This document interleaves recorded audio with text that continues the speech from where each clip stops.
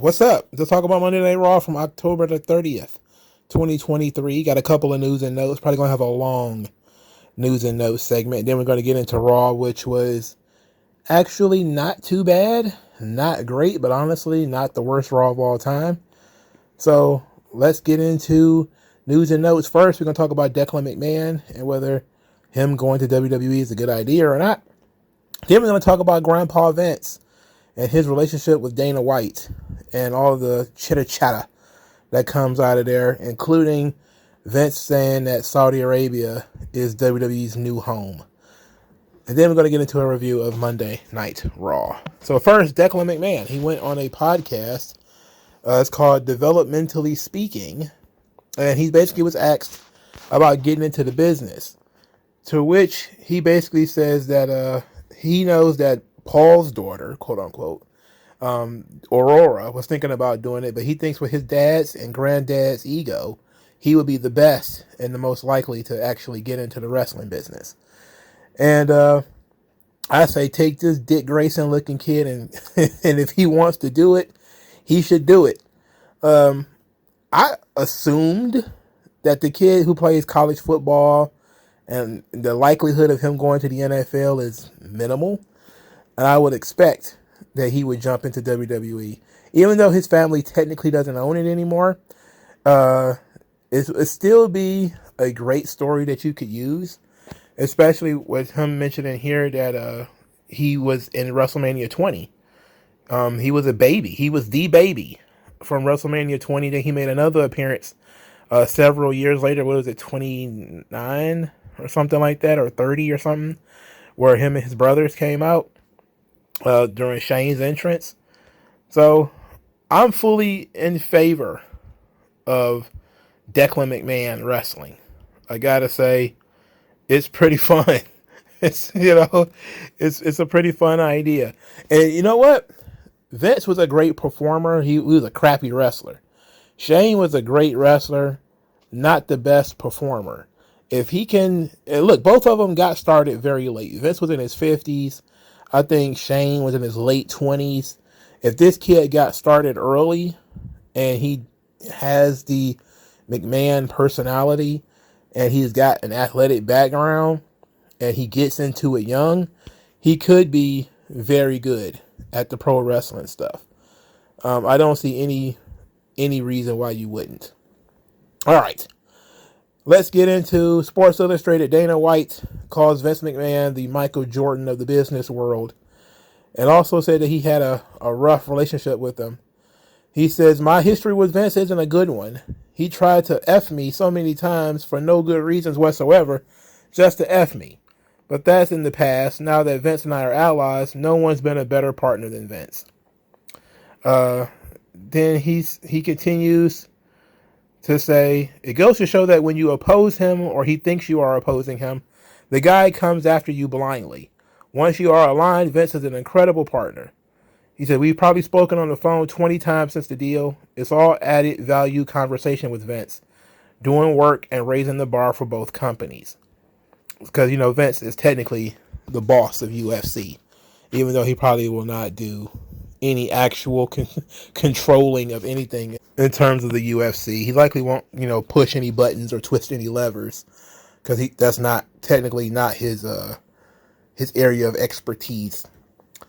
Dana White continued by saying that Triple H and Stephanie have always been great to work with. He's always had a great relationship with them, even when they weren't aligned back in the day. But the most amazing story is the relationship with Vince and how that has turned around.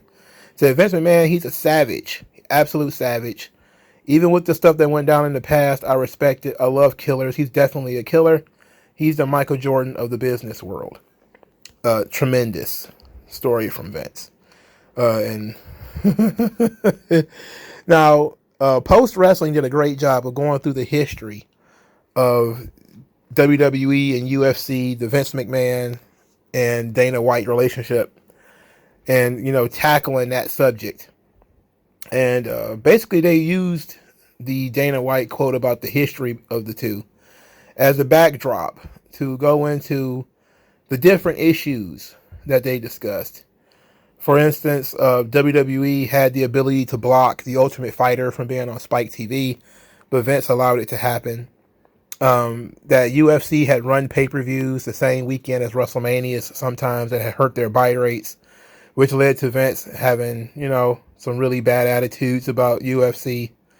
Vince once said that we're in show business. They are a sport. Their ratings are abysmal.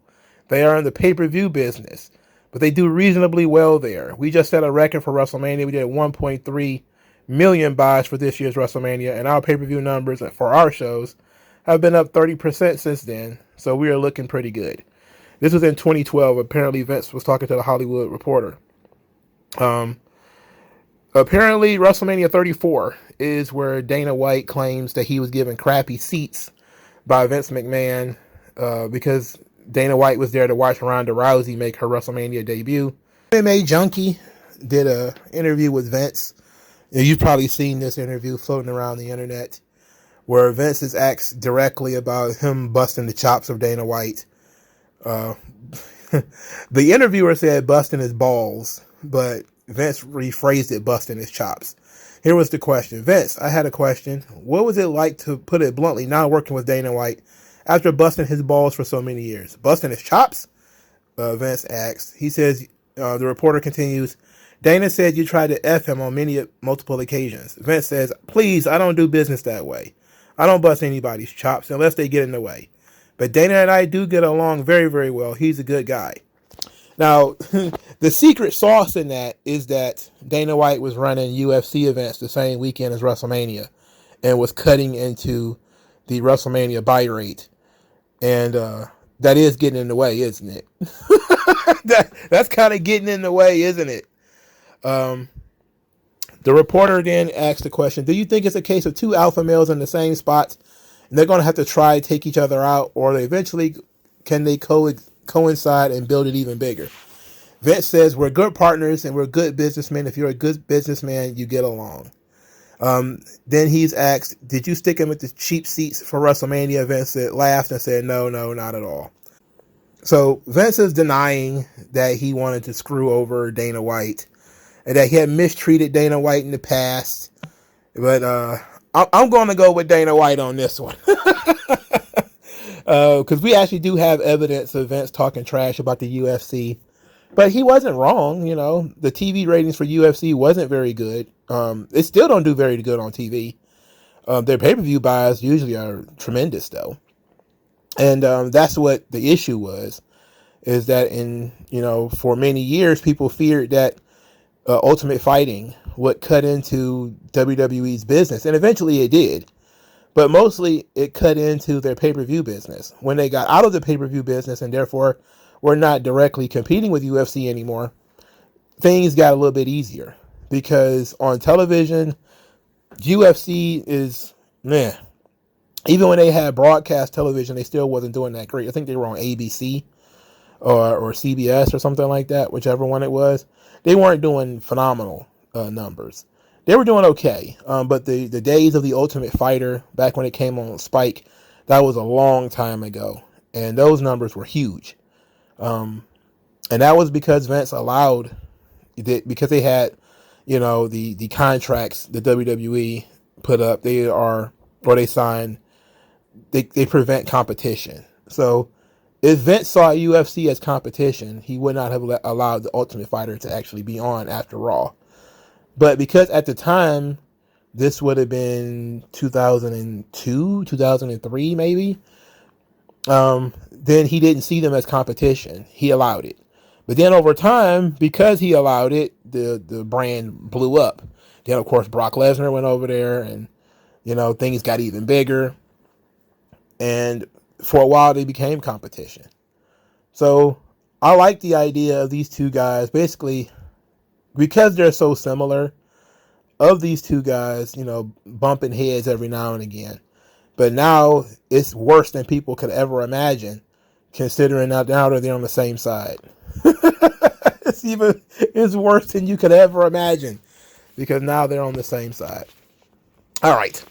The last piece of business here comes from the same interview where Vince McMahon says that Riyadh, Saudi Arabia is going to be their new home, that WWE's new home is in Saudi Arabia. So No doubt, he was in Saudi Arabia to see the Francis Ngannou Tyson Fury fight, and he talked a lot about how the Saudis does big events.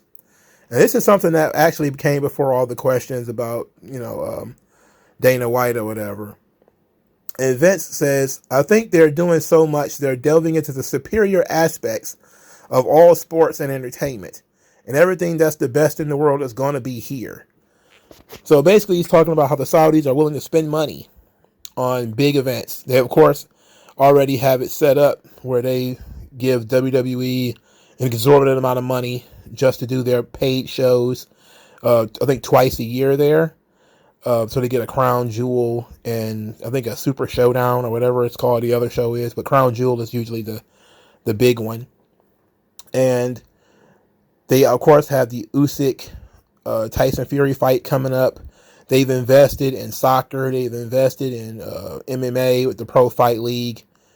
So the Saudis are really spending money on sports and trying to expose their country as a place where that really appreciates athletics. This is despite the fact that a lot of people say, "Oh, that's sports washing." Like, you don't really need to sports wash. You can do that, right? I mean, the Nazi Germany hosted the Olympics. Was that sports washing? No. It's not saying. Nobody ever said you can't dislike Saudi Arabia because, look, they invested in soccer. That's stupid. Nobody's ever said that. Even other societies like Iraq, they hosted a big wrestling event where I think it was Sheikh Al-Nan IKC wrestled Andre the Giant for Saddam Hussein. Of course, we know about Collision in Korea where, the North Koreans hosted a wrestling event. Was all of that sports washing? Nope, you literally made that up 2 minutes ago in order to argue about the human rights abuses in Saudi Arabia, which you can still talk about even though these events are occurring there, even though these companies are investing or accepting Saudi money. You can still talk about the Saudi government. It's not preventing you from talking about the Saudi government. And these companies, most of them are not involved in politics in either way anyway. So they're not like they're going to criticize the Saudi government. I mean, why should they care? Every company that's been invested in, they come from a country that's done some terrible shit. And I don't want to, equivocate. It's pointless to do all that. But it's a fact. There are no countries that have never shed any blood or done some stuff that we all wish would never have happened. So people literally created a new term called sports washing when every tyrannical government from time immemorial has engaged in bread and circuses, whether it's the Romans with their Colosseum or whether it's the Iranians with their wrestling tournaments. It is what it is. Soccer, basketball, pro wrestling, mixed martial arts, whatever it is. These societies always engage in ye old bread and circuses. That's where the term came from. The term comes from societies that are all about distracting their populations from their tyranny with, blood and death and competitions. I mean, it is what it is. They call it sports washing, but it's just called bread and circuses. I mean, we do that. It's the original term for it. These people just want to be smart and try to come up with something different. All right, let's talk about Monday Night Raw. Oh my goodness, there's a lot of video packages on this show. It was basically a clip show, but there were still a lot of matches. Rhea Ripley started the show. Oh my God, so much Judgment Day all over again. Basically, she said that Seth Rollins and Drew McIntyre have decisions to make, and whoever makes the right decision will walk out the World Heavyweight Champion. She's then interrupted by Sami Zayn, who said he's sick of hearing about Judgment Day, sick of hearing them talk about power, and that he's fought against people like her his whole career, and that all they care about is power, that they could do whatever they want to people, and they think as long as it's in the pursuit of power that it's good. Well, his name is going to be resistance. His name is going to be rebellion, and he's going to fight against that with every breath in his body. let's pause right here. I don't know if you guys know this, but I'm a babyface guy. You know, the hero is what gets you invested in the story, not necessarily the bad guys. Sami Zayn is very, very good. He is one of my favorite guys in terms of Mankind, Daniel Bryan, Sami Zayn, are all cut from the same cloth. They don't look the part at all. But when you let them talk, you can sympathize with them. You can feel their passion. And they're not going to be The Rock. They're not going to be Stone Cold Steve Austin. But they're worthy top guys. And I think Sami Zayn, in cutting this promo and basically treating Judgment Day like a tyrannical government that needs to be combated against, you know, it plays into who he really is, which is why he wears the old Castro hat.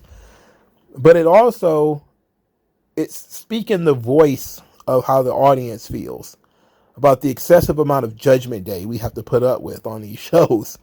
And I hate that he says, like, he'll fight against them, you know, like green eggs and ham. I'll fight against you here. I'll fight against you there. I'll fight against you under the couch. I'll fight against you anywhere. I don't like that because it seems like he has been doing that a lot. But this was a very good promo. It was very strong. He was by himself. He's going to get jumped by Judgment Day when Ricochet ran out there. Rhea Ripley, of course, suggested that Sami Zayn fight Damian Priest. So Ricochet got into a fight with Dominic Mysterio. They already had the match set up. So we went into the match, Dirty Dom versus Ricochet. Dominic is coming along, man. I got to give the kid credit. He's becoming a lot better in the ring. But the distractions, oh my God. I went on a nut about this last week. The amount of distractions in Judgment Day matches. You would think a smart general manager or somebody would just ban everybody from ringside, but they never do. So it's always the same. And basically, Ricochet lost by a distraction roll-up. Oh my God, it was so awful. So awful. Ricochet afterwards beat up Dominic Mysterio and JD McDonough and then chased them off. Backstage, the New Day came trick-or-treating dressed as the members of the Judgment Day, with Xavier Woods being dressed like Dominic Mysterio, while Kofi Kingston was dressed as Damian Priest. I've already said that the New Day they serve no purpose. They have no, what are they here for? You know, even if they don't even put smiles on faces anymore. I don't even see anybody enjoying New Day gimmicks anymore. Anyway, they came looking for candy. Both of these dudes are 40, by the way.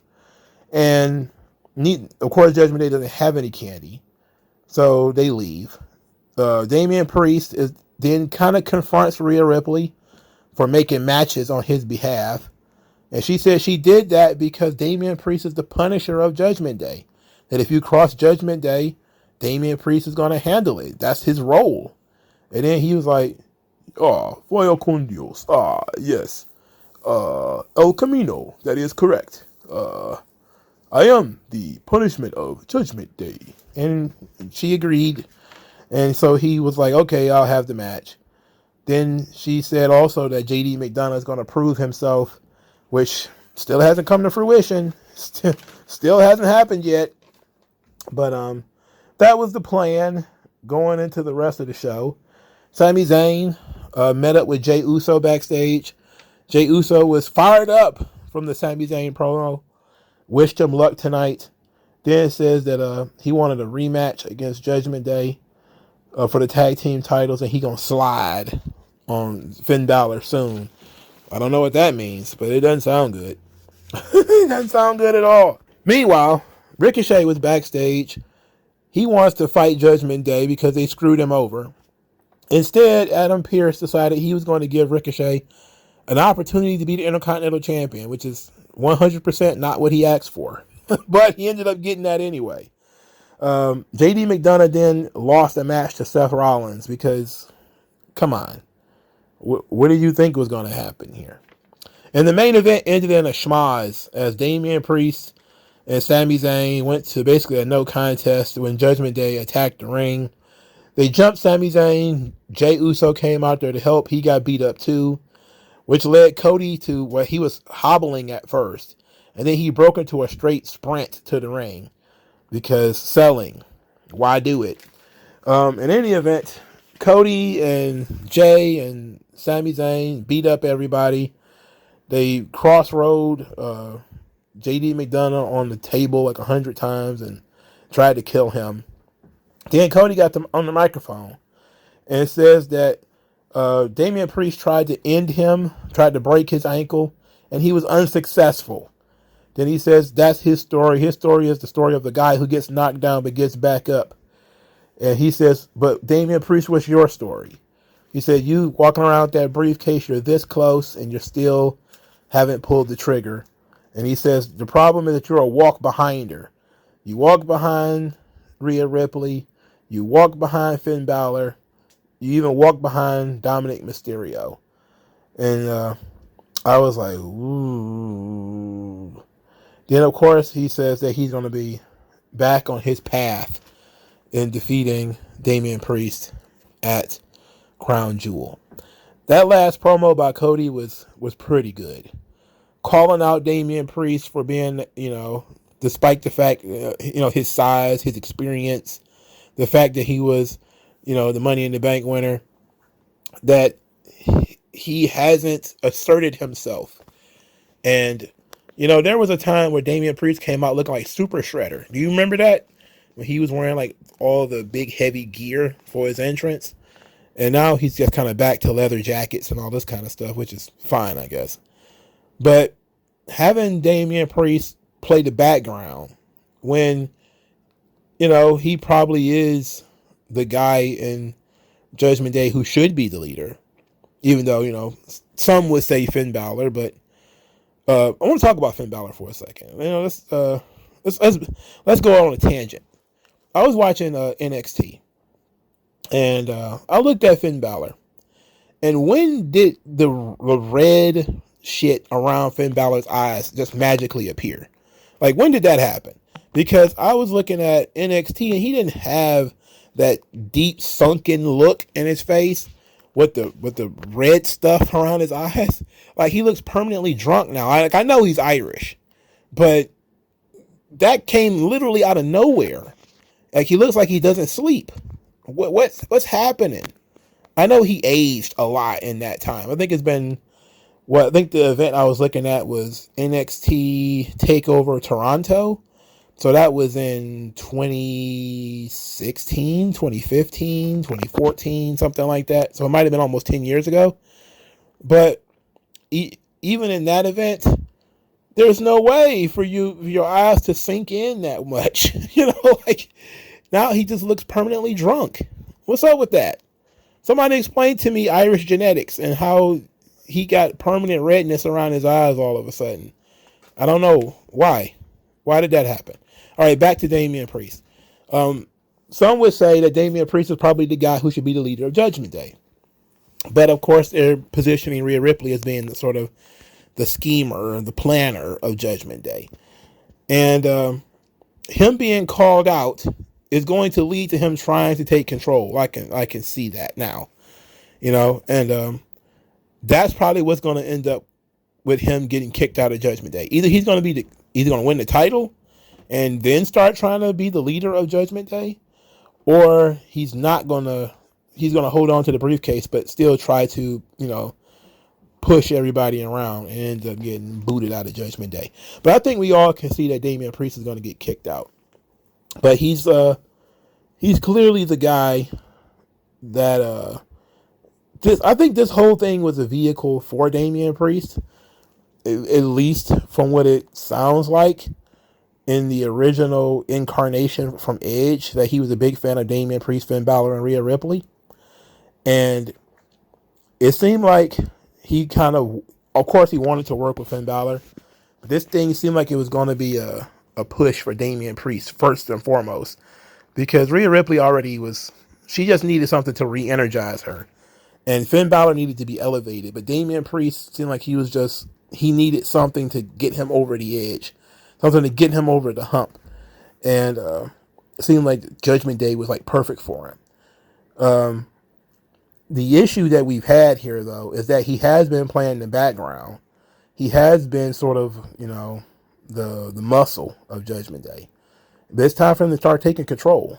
And in doing so, is he going to alienate everybody else?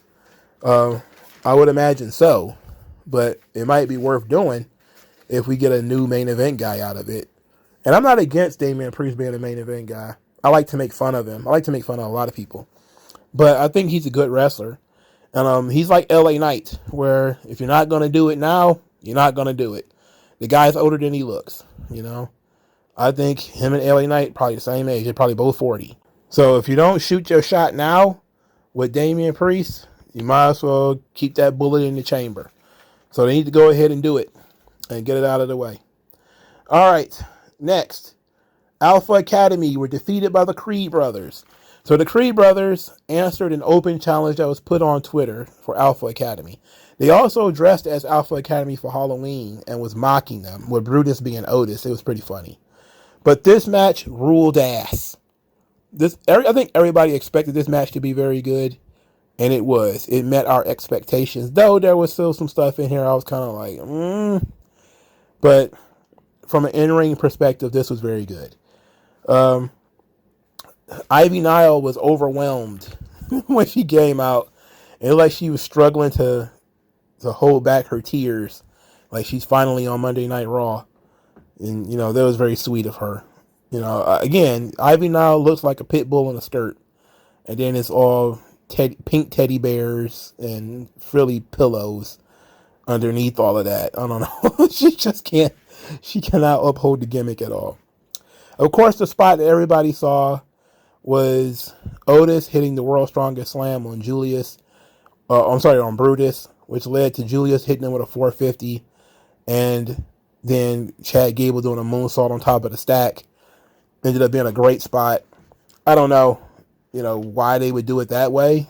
But of all the ridiculous spots in wrestling, I'm willing to forgive that. I really am.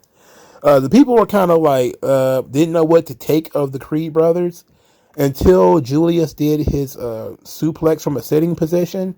And then they passed Chad Gable from between the two of them. Then I think people were like, oh shit, these guys are legit. And yeah, they are. The Creed brothers, they fucking rule. Ivy Nile and Maxine Dupree had a little bit of a tiff outside the ring, which led to Maxine suplexing Akira Tozawa. And the Creed brothers end up winning with the Brutus Ball, from the Doomsday Device position. So the Creed brothers won clean. Everybody shook hands afterwards. And that was that. I don't know if we would have done that, but okay. It ended up working out just fine. The Creed brothers are very good. I don't know what more is there left to be said. They're awesome. They're tremendous. So, Alpha Academy, unfortunate, but I mean, it is what it is. The Miz has a Miz TV segment featuring Imperium. And this ended up being much better than I thought it was going to be. Even though I saw the sort of spoilers on the internet, I didn't know it was going to be as smooth as it was a transition to Miz being a babyface. So what happens is Gunther was invited onto the Miz TV, but he didn't show. Instead, Ludwig Kaiser and Giovanni Vinci came out there. Ludwig Kaiser then immediately cut into the Miz and said that he's everything wrong with WWE and that Miz is a clown. And then Miz said that he may be a clown, but he's never been another man's sidekick. Then Vinci said that Maurice was a sidekick, or that he was Maurice's sidekick. Then the Miz applauded Vinci in a very hilarious fashion, saying that he speaks. He has bass in his voice. And then Vinci says, yes, I talk. I say whatever I want. Then Kaiser says that he can't say whatever he wants. He can only talk when him or the Ring General says that he can talk. So as they're arguing, Gunther comes out to confront the Miz. Then he says Miz didn't get the message when he didn't come out. One, he is not Miz's guest. He is not interested in being part of this mess. He says, two, the ring is sacred to him. Everything the Miz does is beneath him. He has no respect for the Miz. The Miz then says that Gunther has less entertainment value than the invisible John Cena he interviewed a couple of weeks ago. Gunther says that it doesn't matter how entertaining the Miz is. that when the bell rings, he's not serious, and there's a reason why The Miz tries to be a talk show host. So The Miz says that he was serious when he won his world titles. He was serious when he made the Intercontinental Championship the most prestigious and relevant title in all of WWE, and he's willing to do it again. Gunther then basically laughed this off, because, The Miz is worth laughing at, if you're being honest. He then said something in German, which led Kaiser and Vinci to start destroying stuff, throwing pumpkins and chucking chairs. And then Gunther basically dared The Miz to do something about it. The Miz then attacked Gunther and ended up getting chopped. Then they jumped him a little bit before saying that The Miz is not on his level. Miz then stormed off to Adam Pearce to demand a fight with Gunther. And he also got thrown in the Intercontinental Championship title picture. At least that's what he asked for. Now, the Gunther-Miz thing, a lot of people cringed at the thought of it. I knew it would be good, because The Miz is good. And this was great. This was great. This was ye old sports entertainment versus pro wrestling. But it's done in a way where it fits absolutely the gimmick of Imperium. Gunther sees the ring, and it's trussed out with pumpkins and chairs and all this other haberdashery.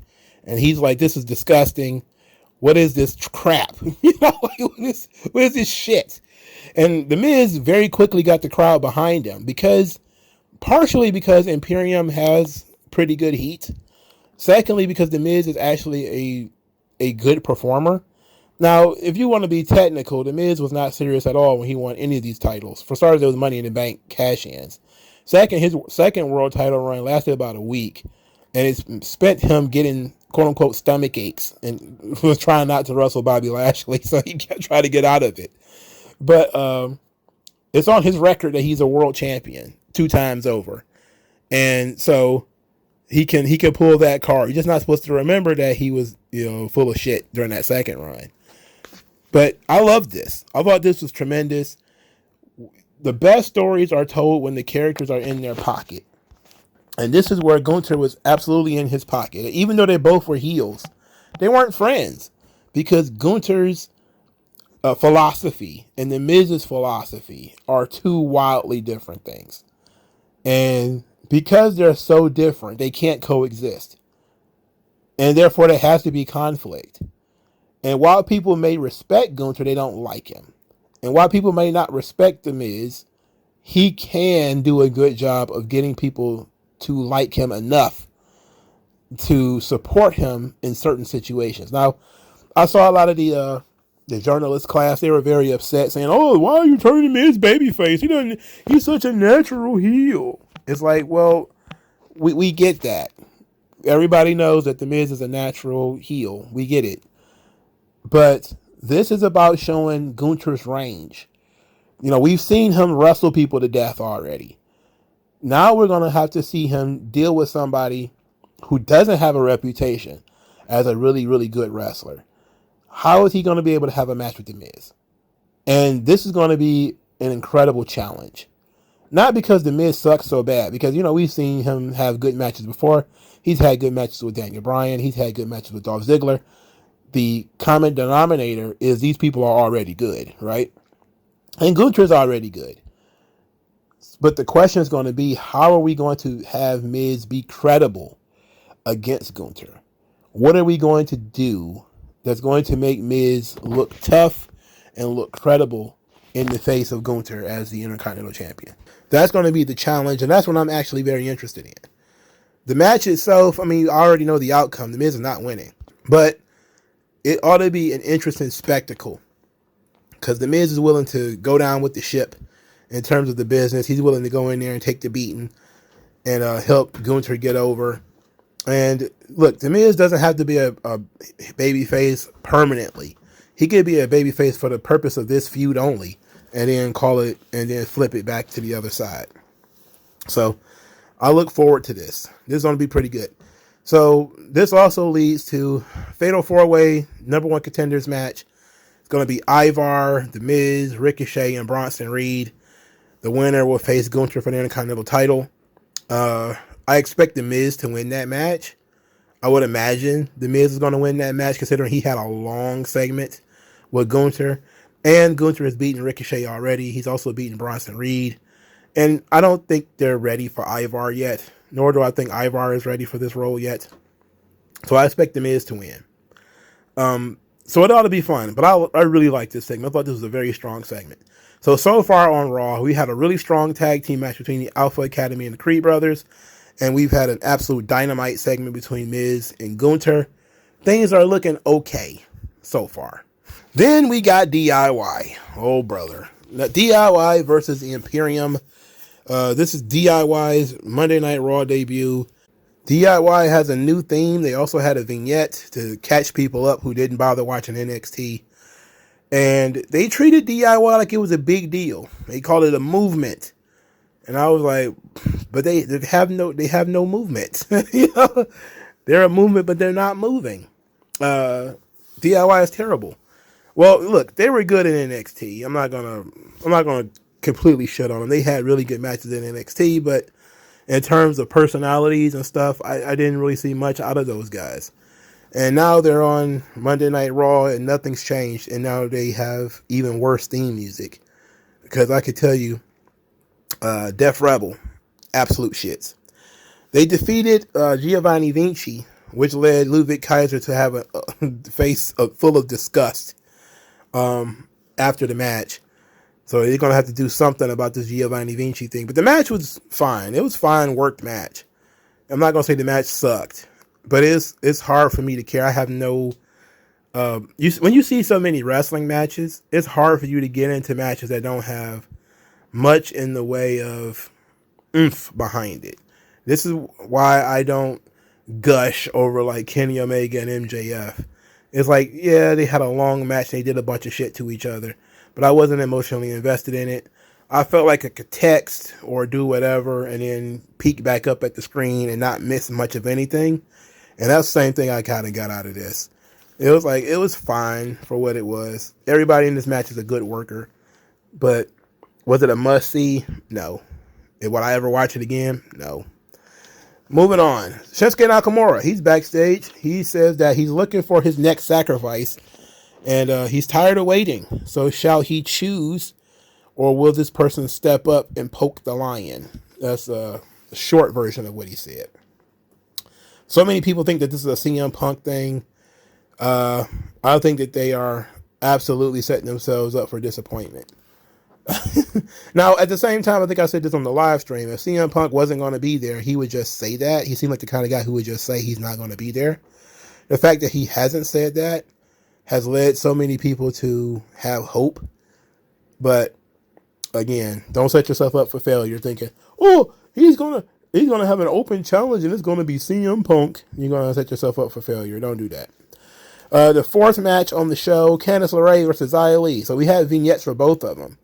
Xia Li's new character is that she is the Storm. She's a great warrior of some description now. She came out with, I guess, an ancient Chinese weapons and did a very fast exhibition.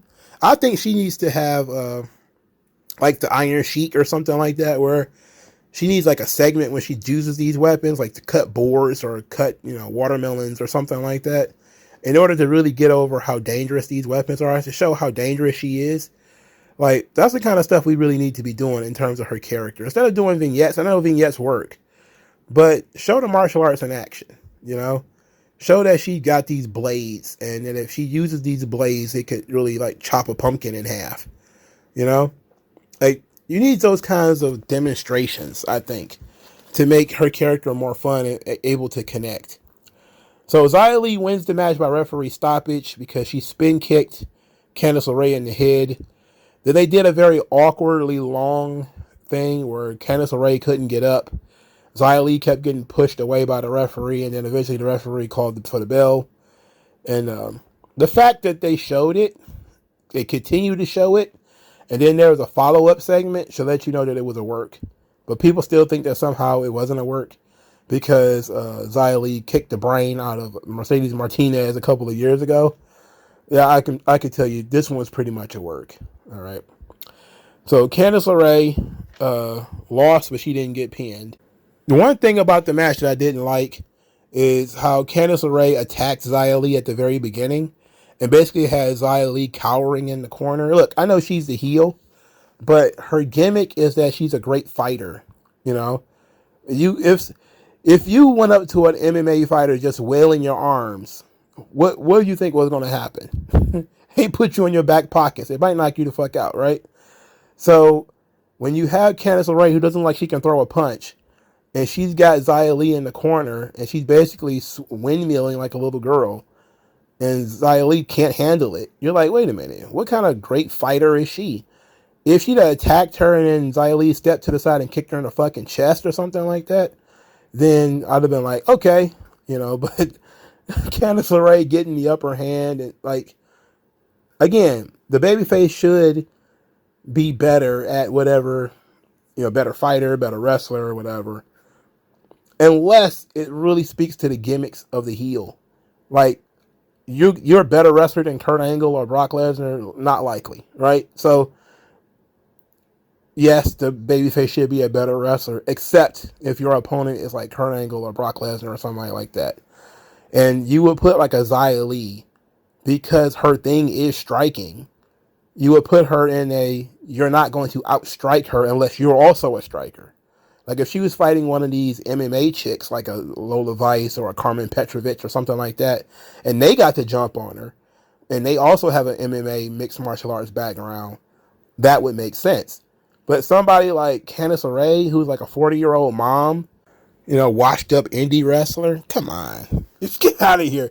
Anyway, backstage, Becky Lynch was talking about losing the NXT Women's Championship.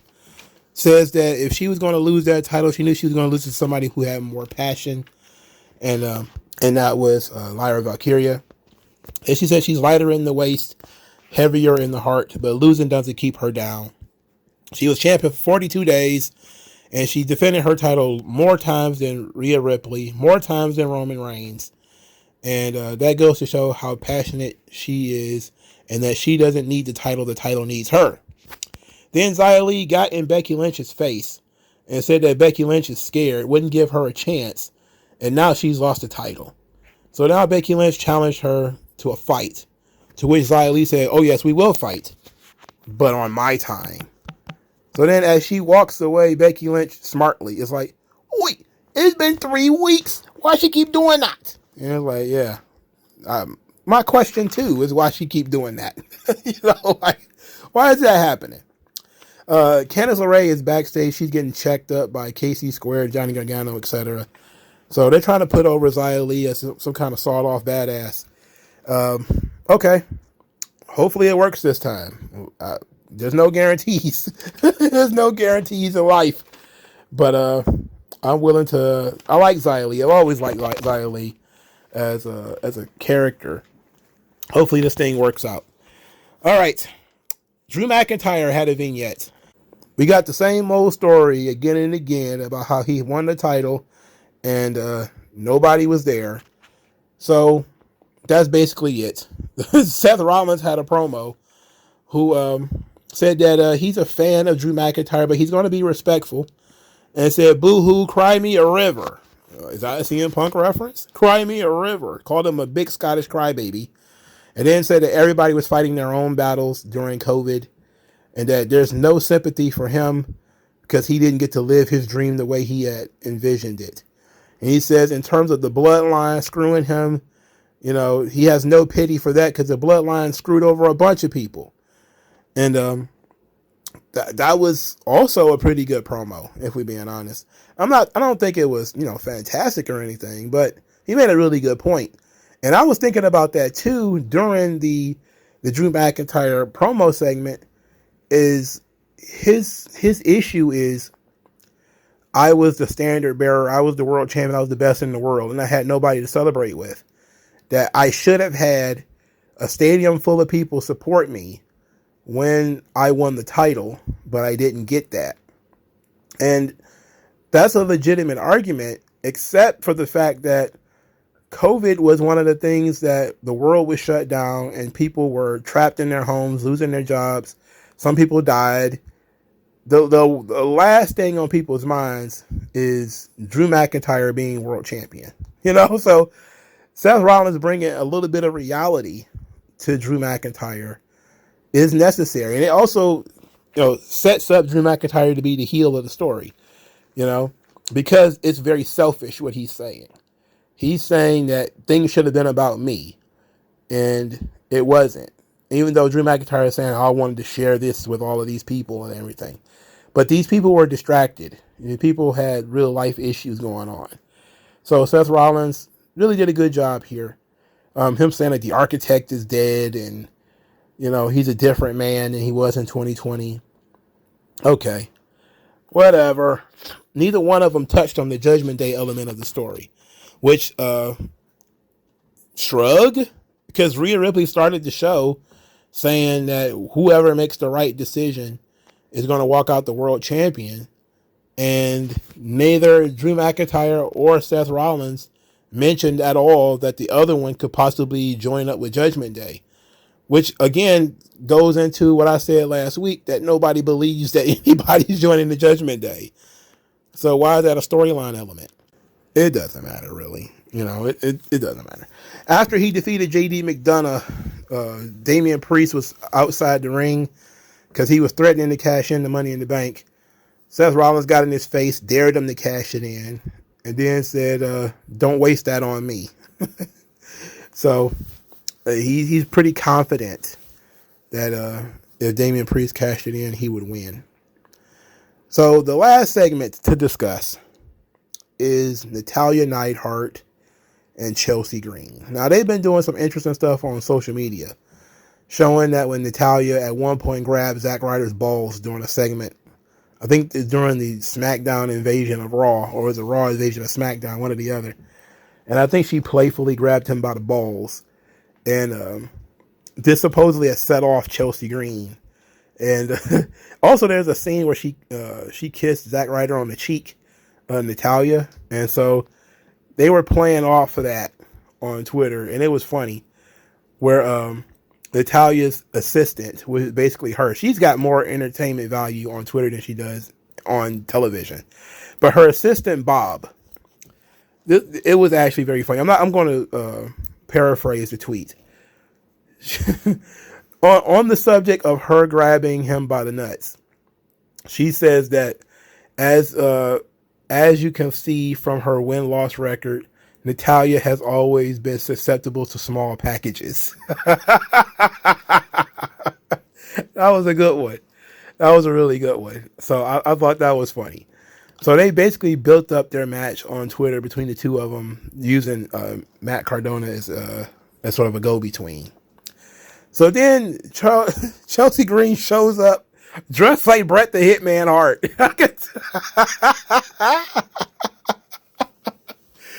So she's dressed like Bret Hart for Halloween.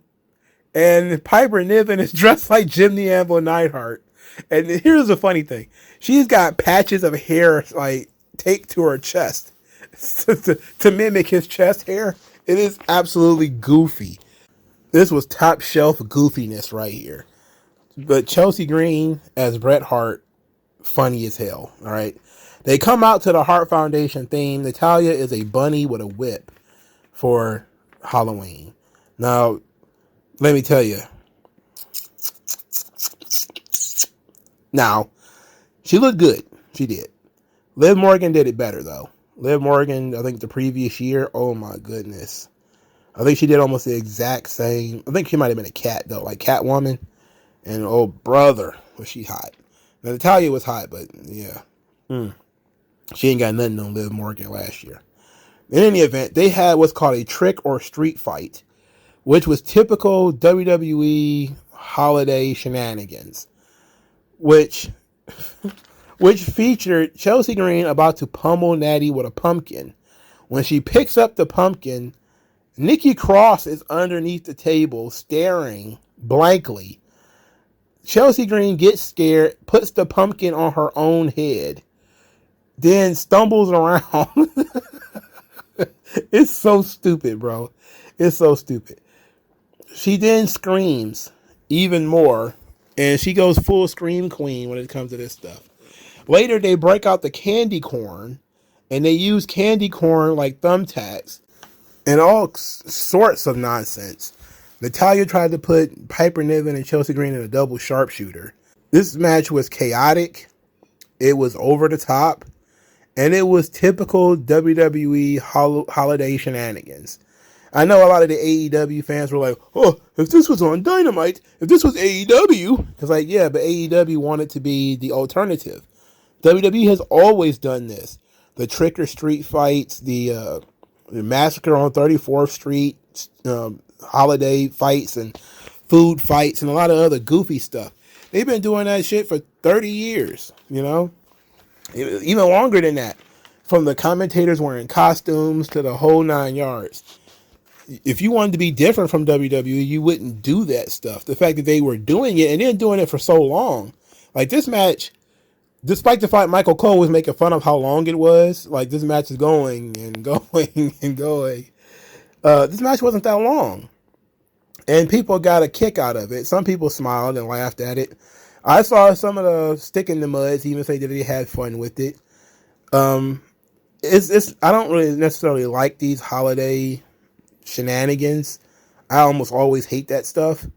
But Chelsea Green being an idiot and put a pumpkin on her own head and blinding herself was pretty funny. That was, and Nikki Cross coming out of the table. That was funny. I don't care about the rest of this match. Like it was just a typical goofy WWF holiday match.